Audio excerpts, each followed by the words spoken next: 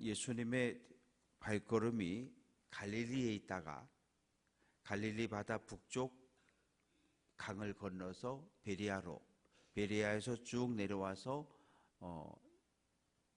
요단강 서쪽, 거기서 요단강을 건너서 여리고로 해서 유대 광야까지 예수님이 오셨어요.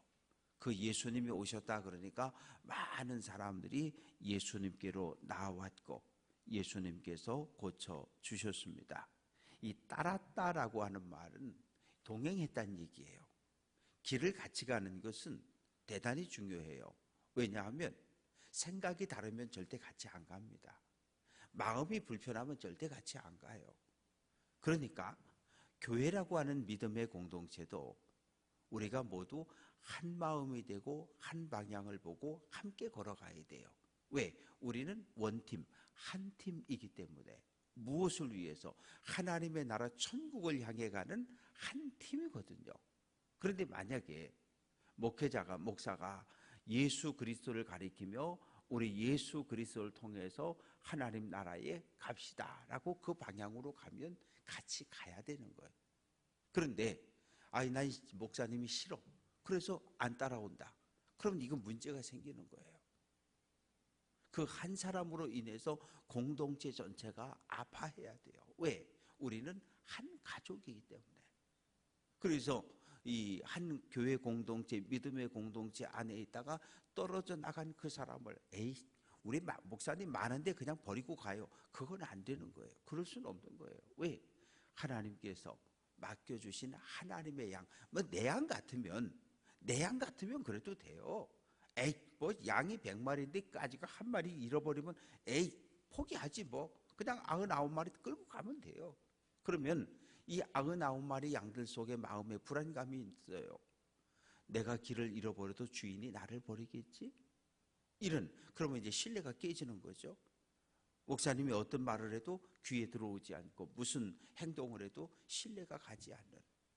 그래서 우리는 믿음의 공동체고 사랑의 공동체이기 때문에 늘 가야 되는데 예수님을 중심으로 이 선한 목자 대신 예수님이 인도하는 방향으로 함께 걸어갈 때 치유의 은혜도 능력도 경험할 수 있습니다. 바리새인들이 나왔어요. 예수님께 묻습니다. 선생님, 사람이 이유가 있으면 어떤 이유가 있으면 아내를 버려도 됩니까? 왜? 모세 율법엔 그렇게 되어져 있거든요. 이혼할 때 이혼 증서를 써서 주라는 거예요. 근데 여기서 중요한 거 있어요. 오늘날은 여성들이 얼마든지 이혼을 요구할 수 있어요. 그러나 2000년 전, 3000년 전 모세 시대에는 여성의 인권이라는 게 없어요. 돈을 주고 사오는 거였어요. 사랑 그런 거 없어요. 그런데 만약에 남편의 사랑을 받지 못하고 남편에게 폭행을 당한다거나 맨날 술 먹고 들어와서 두들겨 팬다거나 이렇게 온갖 아내를 박해하고 탄압하는 그런 아내가 있을 수 있잖아요. 왜? 마음에 들지 않는다는 이유로. 그럴 경우에 이혼 증서를 써서 주라는 거예요. 그건 최소한 모세 시대에 이혼 증서를 써주라는 이야기는 여성의 인권과 여성의 삶을 최소한 보호할 수 있는 장치가 이혼 증서였던 거예요. 이혼 증서가 없으면 계속 집안에 남아서 매를 맞고 폭력을 당하고 그렇게 비참한 삶을 살아가야 되는 거예요. 그러나 이혼 증서를 받아서 집을 떠나면 친정으로 갈 수도 있고 정말 좋은 남편을 만나서 새로운 인생을 다시 한번 살아볼 수 있는 기회가 주어지기 때문에 이혼 증서를 써주라 그런 거예요. 하나님의 결혼의 원칙은 일부 일처, 한 남자와 한 여자가 결혼해서 사는 거예요. 결혼의 신비는 무엇입니까? 한 남자와 한 여자가 결혼이라고 하는 예식을 통해 만나 두 사람이 한 몸을 이루는 것이 이것이 결혼의 신비예요. 하나님이 짝지어 준 것을 사람이 나눌 수 없다는 거죠. 결혼의 약속은 무엇입니까? 미스터 리만, 미스 김만. 서로가 서로를 죽음이 갈라놓을 때까지 서로 의지하고 사랑하고 신뢰하며 살겠다는 거거든요. 그러면 간음이라고 하는 표현이 무엇입니까? 9절 말씀 보면 아내를 누구든지 음행한 이유 외에 아내를 버리고 다른 데 장가드는 자는 간음합니다. 음행이라고 하는 것은 마음을 몸을 다른 남자에게 주는 거예요. 그걸 음행이라고 말하는 거예요. 왜? 한 남자와 한 여자가 결혼했으면 죽음이 갈라놓을 때까지 서로를 바라보고 서로를 신뢰하고 서로를 사랑하고 그렇게 살아야 되는 거거든요. 그런데 남자든 여자든 다른 여자에게 다른 남자에게 마음을 빼앗기고 몸을 주는 것, 그걸 성경은 음행이라고, 그걸 성경은 간음이라고 이야기해요. 오늘 우리 사회가 어떻습니까? 많은 죄들에 대해서 이야기해요. 그러나 이야기하지 않는 죄가 하나 있어요. 그것이 무엇입니까? 남성들이 바람을 피는 거죠. 관대한 사회예요. 남자는 바람을 펴도 되고 여자는 바람을 피면 안 된다. 아주 고리타분한 남성 중심의 사회가 우리가 살아가고 있는 이 시대입니다. 그러니까 제자들이 이야기합니다. 아이 선생님, 아이 그렇게 할 바엔 차라리 장가 안 가는 게 낫겠습니다. 10절 말씀에서 예수님 말씀하십니다. 12절 말씀 보면 어머니의 태로부터, 남성 제자들도 마찬가지예요. 남성 중심 사고에 빠져 있기 때문에 왜 예수님은 저런 말씀하시지? 이 사회에서 남자가 대장이고 남자가 왕인데 여자는 필요하면 돈 주고 사면 되고 뭐 또 저기 미우면 이혼 증서 써서 내보내면 되는 거고, 이 제자들도 모두 남성 중심의 잘못된 사고방식에 빠져 있었던 거예요. 그래서 선생님 그렇게 복잡하게 생각할 바엔 차라리 장가 안 가고 혼자 사는 것이 낫겠습니다 라고 이야기할 때 예수님 혼자 사는 거 그거 마음대로 안 된다는 거죠. 12절 말씀 보면 어머니 태로부터, 태어날 때부터 남성의 생식기에 문제가 있어 고자가 된 사람이 있고, 사람에 의해서 강제로 바벨론의 포로로 끌려갔던 사람들 중에 다니엘과 세 친구는 고위 관리가 되었어요. 그들은 모두 내가 원하는 것 아니었는데 남성을 제거당했습니다. 느헤미야 술 따르는 관원장이었잖아요. 역시 마찬가지로 환관이 되었던 거예요. 내가 원하는 것 아니었는데 나라가 망했고 포로로 끌려가지고 그곳에서 그 나라의 바벨론의 고위 관리가 되었는데 그 대가는 남성을 잃어버린 거예요.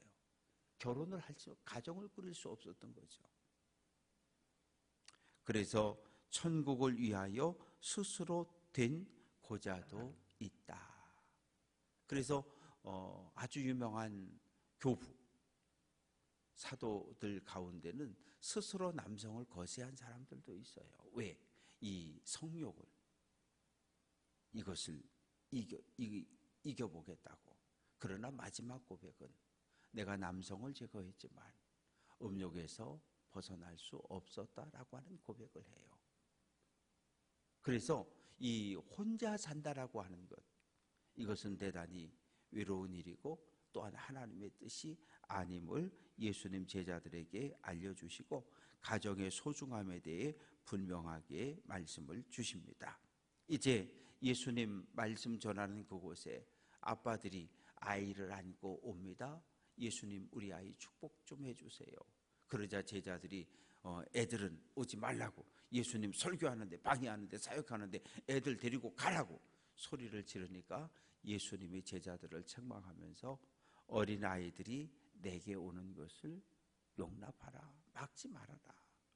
천국은 이런 어린아이들의 마음을 가진 사람이 들어가는 곳이다. 그러면서 아이들에게 축복하며 기도를 해 주십니다. 이제 16절 말씀을 보면 참 한 가지를 빼먹었네. 3절 말씀 속에 보면 바리새인들이 예수께 나와 예수를 시험한 이유는 무엇일까요? 그 이유는 마태복음 12장 4절을 보면 바리새인들은 이미 예수를 죽이는 것으로 결정을 해버렸어요. 근데 그냥 죽일 수는 없잖아요. 어떻게 해요? 계속해서 예수님에게 시험거리를, 유혹거리를 던져주는 거예요. 그래서 어떻게 그 시험에 걸려 넘어지도록. 그래서 계속해서 바리새인, 서기관, 율법학자들이 교대로 나와서 예수님께 질문을 던지는 거예요. 그 이유는 꼬투리를 잡아서 율법에 넘어지게 해서 죽이기 위해서. 한 부자 청년이 예수님께 나왔습니다. 선생님, 어떻게 하면 영생을 얻을 수 있겠습니까? 무슨 선한 일을 하면 영생을 얻을 수 있겠습니까? 그래? 선한 분은 딱 한 분, 하나님밖에 없는데 너 생명에 들어가고 싶니? 영원한 생명을 얻고 싶니? 천국에 가고 싶니? 예. 계명들을 다 지켜라. 무슨 계명입니까? 예수님이 10계명을 쫙 이야기하니까 20절에서 그 청년이 이르되 이 모든 것을 내가 지키어 싸운즉 아직도 무엇이 부족합니까? 선생님, 그 10계명은 내가 어려서부터 다 지켰어요. 하나님 사랑하는 것, 이웃 사랑하는 것, 가난한 사람 구제하는 것 내가 다 지켰는데 혹시 천국에 들어가는데 내가 몰라서 못 지킨 그런 계명들이 또 있습니까? 알려주세요. 그러면 내가 지킬게요. 그러자 예수님께서 21절에서 내가 온전하고자 할진대, 내가 천국에 들어가고자 할진대 가서 내 소유를 팔아라. 그리고 가난한 사람에게 나누어 주라. 그러면 하늘에서 보화가 있을 것이고 그리고 나를 따라와라. 예수님은 천국 가는 길을 다 알려주셨어요. 가서 내가 가진 재산, 땅, 밭 다 팔아서 가난한 사람들에게 다 나누어 줘. 그러면 하늘에서 보화를 받을 거고 너 나 따라와. 그러면 내가 영생에 들어갈 수 있다. 그러나 22절 그 청년이 재물이 많으므로 이 말씀을 듣고 근심하여 갔다. 제자들은 어땠어요? 베드로, 야고보, 안드레, 요한 나를 따라오너라. 아멘. 그리고 배도 버리고 그물도 버리고 아버지도 버리고 예수님을 따랐잖아요. 마태에게 가버나움 세관에서 돈 잘 벌고 있는데 너 나 따라와. 그러니까 사표 휙 던지고 예수님 따라오잖아요. 이게 제자예요. 모든 것을 버리고 주님을 따라가는 것. 22절부터 예수님께서 제자들에게 말씀하십니다. 부자는 천국에 들어가기가 어렵다. 그러니까 유대 사회에서 율법을 정확하게 지켜 살면 부자가 될 수가 없어요. 왜? 7년에 한 번 안식년을 지키잖아요. 안식년을 지킬 때 집에 있던 종들을 풀어주잖아요. 그냥 풀어줍니까? 살림을 내서 먹고 살 만큼 살림을 줘서 그렇게 다 내보내잖아요. 또 신년 50년에 한 번씩 경제적인 가난함으로 인해서 땅을 담보로 하고 돈을 빌려간 사람들 그 땅을 다 돌려주잖아요. 사업이 망해서 우리 집에 종으로 몸을 의탁했던 사람들 50년이 되면 다 풀어주잖아요. 그런데 어떻게 부자가 될 수 있습니까? 하나님의 말씀대로 살면, 하나님의 말씀대로 사는 유대 공동체엔 큰 부자가 생길 수가 없어요. 다 비슷한 거예요. 최소한 50년에 한 번, 내가 망했어도 50년에 한 번 내 인생을 새롭게 다시 시작할 수 있는 기회가 주어졌던 사회가 유대 사회예요. 그러니까 오늘날처럼 이 부익부 빈익빈, 부자는 수천 대를 먹고 살 만한 재산을 쌓아놓고 살고 없는 사람들은 오늘 먹을 양식이 없는 이런 사회가 만들어질 수 없다는 거죠. 하나님 말씀이 실천되어지는 사회라고 한다면 이 부자 청년은 율법을 지켰다고 말하지만 실제로는 지키지 않은 거예요. 왜 부자가 천국에 들어가는 것이 어려울까? 24절 낙타가 바늘귀로 들어가는 것이 부자가 하나님 나라에 들어가는 것보다 쉽다. 이 말의 의미는 예루살렘에 가면 낮에는 큰 문을 열어놓는 거예요. 그리고 밤이 되면 이 문을 닫아요. 문을 닫고 쪽문 작은 문 2개를 열어놓는데 이 작은 문의 높이가 1m 10이에요. 1m 10이에요. 1m 10이면 어린 아이들이 그냥 서서 들어가지 어른들은 다 이렇게 무릎을 굽히고 숙여야 되고 여기에 낙타는 절대 못 들어가요. 낮에는 성문을 양쪽으로 쫙 열어놓기 때문에 낙타가 짐을 싣고 들어가지만 밤이 되면 짐을 다 부려도 낙타는 들어가기 어렵습니다. 못 들어간다는 얘기예요. 그러자 제자들이 놀랍니다. 그러면 누가 구원을 얻겠습니까? 사람은 못해, 하나님은 해. 이게 맞는 얘기예요. 구원의 문제는 목사가 아무개 장로님 참 믿음 좋으십니다. 이번에 큰일 하셨습니다. 천국 가십니다. 그런다고 천국 가는 거 아니거든요. 목사에게는 축복할 수 있는 권한은 있지만 아무개 장로님 천국 가시고 아무개 권사 그따위로 살면 지옥 가, 그거 아니에요. 목사는 천국과 지옥을 정해줄 수도 없고 그럴 권한이 없어요. 왜? 하나님 나라 들어가고 안 들어가고는 하나님의 권한이지 목회자의 권한은 아닌 거예요. 목사는 천국으로 가는 길을 인도하는 가이드, 안내자일 뿐이에요. 그래서 27절에서 베드로가 이야기합니다. 선생님, 우리가 모든 것을 버리고 주를 따라왔는데 우리가 영생을 얻을 수 있겠습니까? 우리에게 주어지는 보상, 우리에게 주어지는 상급이 있습니까? 이렇게 묻는 거예요. 부자 청년은 팔아서 나눠주고 따라와라. 그런데 안 따라왔잖아요. 근데 베드로, 야고보, 요한, 안드레 제자들은 날 따라와라. 다 버리고 따라왔잖아요. 우리가 주님을 따라왔는데 우리에게는 어떠한 보상이, 어떠한 상급이 주어집니까? 예수님께 물었더니 예수님께서 28절에서 세상이 새롭게 될 때, 하나님의 나라가 이 땅에 임할 때 인자가 자기의 영광의 보좌에 앉을 거다. 뭐 하려고? 심판하려고.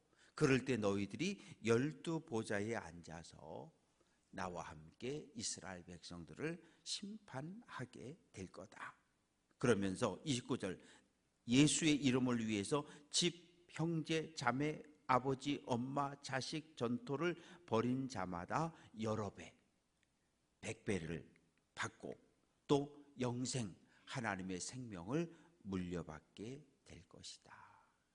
그래서 마지막 날 주님과 함께 심판의 보좌에 앉아 심판할 수 있는 자리를, 그리고 이 땅에 사는 동안에도 하나님의 은혜를 경험하며 영생을 누리는 삶을 약속해 주십니다. 그러나 30절, 먼저 된 자, 유대인입니다. 율법을 받았고 하나님을 알았고 예수 메시아가 온다는 사실을 알았던 유대인들이 먼저 된 자였는데 나중될 수 있다는 거예요. 나중된다는 얘기는 이방인을 이야기합니다.